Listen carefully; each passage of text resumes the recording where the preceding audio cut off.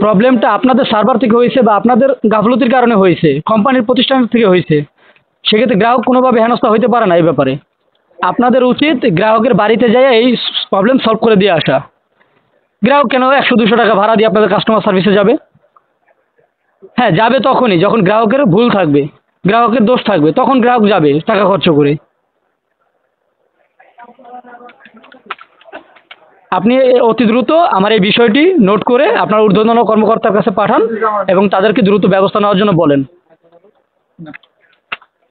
আসসালামু আলাইকুম, গ্রামীণফোন থেকে হামিম বলছি। প্রিমিয়াম গ্রাহক সহ আমাদের 1-to-1 হেল্পলাইনে কল করার জন্য ধন্যবাদ। আজ কিভাবে সহযোগিতা করতে পারি? গত 2 মাস আগে একটি গ্রামীণ সিম কিনেছিলাম, তা ব্যবহার করেছিলাম, কিন্তু কয়েকদিন যাবৎ এই সিমটি নো রেজিস্টার দেখাচ্ছে এবং রিচার্জ হচ্ছে না, ফোন আউটগোয়িং এবং কি সমস্ত সার্ভিস বন্ধ আছে। কারণটা জানতে চাই। আমি নাম্বারটা বলছি, নাম্বারটা নোট করুন প্লিজ। 01341। ধন্যবাদ মূল্যবান সময় দিয়ে সহযোগিতা করার জন্য। একটু সময় লাগছে, একটু সময় দেবেন please, ঠিক আছে? ওকে। এই প্রবলেমটা কবে থেকে হচ্ছে? এই 10-15 দিন।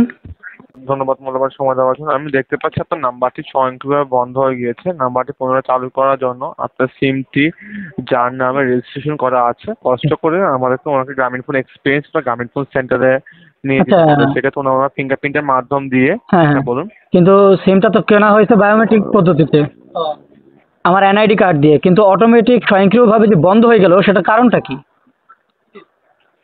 এটা হচ্ছে একটা সিম যদি মনে করেন আপনার 11 মাস যাবত যদি বন্ধ থাকে, ঠিক আছে? না, এটা দেখতে পাচ্ছেন ইম্পসিবল, 11 মাস তো যাবত না। বন্ধ। আমি কেনার পর থেকে কন্টিনিউ ব্যবহার করে আসছিলাম, কিন্তু এই যে গত 15 দিন যাবত আমার এই প্রবলেমটা ফেস করতেছি আমি।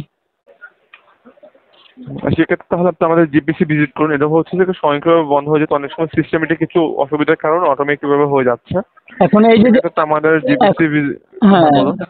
এখন যে এই যে গ্রাহকের যে ভোগান্তি, এই যে আমার এনআইডি কার্ড দিয়ে বায়োমেট্রিক পদ্ধতিতে সিম রেজিস্ট্রেশন করে যে আমি কিনলাম টাকা দিয়ে, আপনাদের সিমটা যে বন্ধ হয়ে গেল, এখন আমাকে এই যে মাদারীপুর সদরে যেতে হবে বা আমার কাস্টমার সার্ভিসে যেতে আমার যে যাতায়াত খরচটা লাগবে, এটা কে বহন করবে?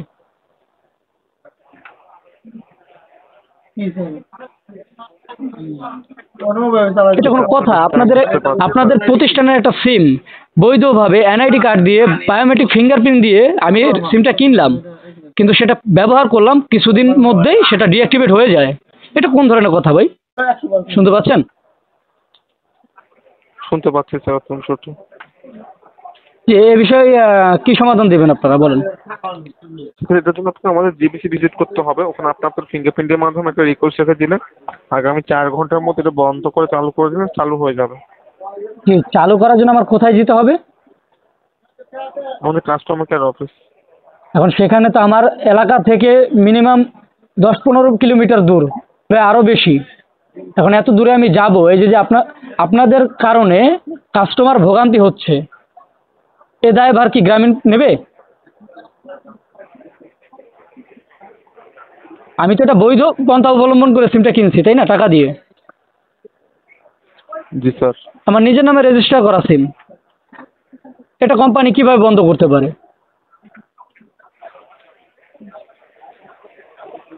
এমন হয়তো যে আপনার কথার সাথে আমি এগ্রি হইতাম যদি হয়তো যে 10 মাস বা 9 মাস বা তারও বেশি সময় আমার সিমটা ডিঅ্যাক্টিভেট ভাবে পড়েছিল, তা তো না। এখানে আমি হচ্ছে কন্টিনিউ আপনার ভাবে দুটো ব্যবহার প্রবলেম করছি দেখাচ্ছে। সিমটা। জি। এটা হচ্ছে আমি আপনাকে যেটা বলছি ওটা হচ্ছে আলাদা বিষয়, 10 মাস 11 মাসের বিষয়। আর এখন আপনার হ্যাঁ, যেটার জন্য আপনাকে যেটা বলছি ওটা হচ্ছে স্বয়ংক্রিয়ভাবে। এটা আপনার একা প্রবলেম হচ্ছে, এটা আমাদের গ্রাহকের এরকম সেম প্রবলেম হচ্ছে, হঠাৎ করে বুঝতে পারেনি। সেক্ষেত্রে এখন এটা হচ্ছে যাতে অনেকে তো মনে করুন জিপিসি ভিজিট করতে হচ্ছে না, কারণ সেক্ষেত্রে আপনার যদি জিপিসি ভিজিট করতে হচ্ছে সেক্ষেত্রে আপনার ফিঙ্গারপ্রিন্টের পারমিশন লাগবে। মানে ওই ক্ষেত্রে আপনার ফিঙ্গারপ্রিন্টের পারমিশন ছাড়া ওটা পসিবল হবে না। ঠিক আছে, কিন্তু এর জন্য তো গ্রাহক দায়ী না। আপনাদের সিস্টেমের অসুবিধার জন্য তো আর গ্রাহক দায়ী না। এখন তো সেক্ষেত্রে স্বয়ংক্রিয়ভাবে বন্ধ কিভাবে হয়েছে ওটা মনে করেন আমাদের কাছে আপডেট থাকে না। ওটা অবশ্যই আপডেট থাকলে আমি বিষয়টা আপনাকে পুরোপুরি জানিয়ে দিতে পারতাম। আপনাদের কল সেন্টারে ফোন দিলে সমাধান দিতে পারেন না, কাস্টমার সার্ভিসে যাইতে হয়।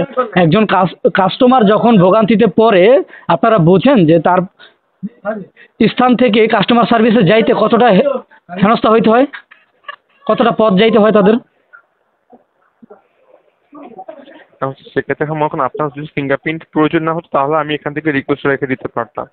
সেক্ষেত্রে আপনার ফিঙ্গারপ্রিন্ট প্রয়োজন। ফিঙ্গারপ্রিন্ট আমার ফিঙ্গারপ্রিন্ট প্রয়োজন ঠিক আছে, কিন্তু আপনার কোম্পানির আমার কাছে আসতে বলেন, আমার বাড়িতে আসতে বলেন আপনার কোম্পানির প্রতিনিধিকে। ভুলটা তো আপনাদের, আপনাদের প্রতিষ্ঠানের। তা আমি কেন আপনাদের প্রতিষ্ঠানে যাব? আপনারা আসবেন আমার কাছে, কারণ আমি আপনাদের গ্রাহক।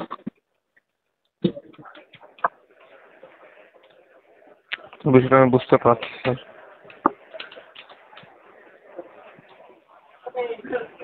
আপনি এই অভিযোগটা নোট করেন, আপনার ঊর্ধ্বতন কর্মকর্তা যারা আছেন তাদেরকে এই অভিযোগের বিষয়ে অবগত করেন, যেন তারা অতি দ্রুত আমার লোকেশনে তাদের প্রতিনিধি পাঠায় এবং আমার এই প্রবলেম সলভ করে দিয়ে যায়। তবু অপশন থাকে না, আপনি যখন বলছেন আমি বিষয়টি মতামত আকারে পাঠিয়ে দিচ্ছি, একটু সময় দেবেন। জি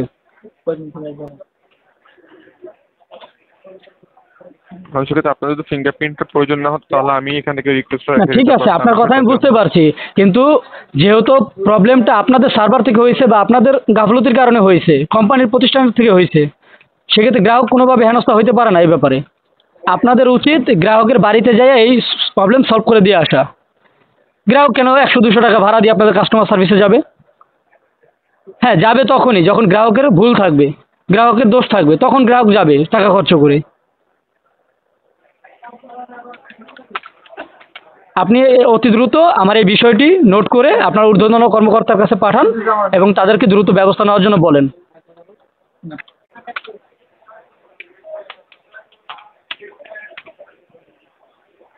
একটু সময় দিবেন স্যার।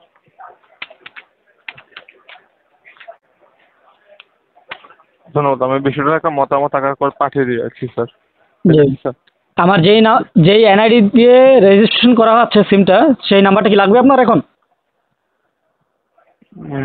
তো ওটা প্রয়োজন না, আমি এটা ওইখানে আমি ওভাবে জানিয়ে দিয়েছি স্যার। জি, ধন্যবাদ আপনাকে। অতি দ্রুত রেসপন্স করা চাই। আপনাকে একটা বিষয়